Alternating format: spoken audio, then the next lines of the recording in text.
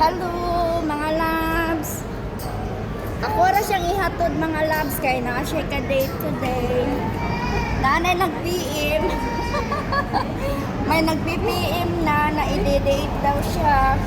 Actually mga loves, wala din nagsabot na mag-ubad. Ila kung ihatod sa akong tambayanan. Tapos yung forma ko, yung parang mananggi lang sa lamping. Mga loves ba? Tapos yung kasama ko sobrang ganda, sobrang sexy niya.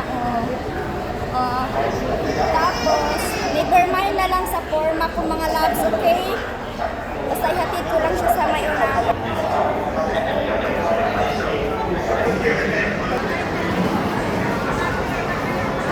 Okay, bye for now mga loves. Have a nice day.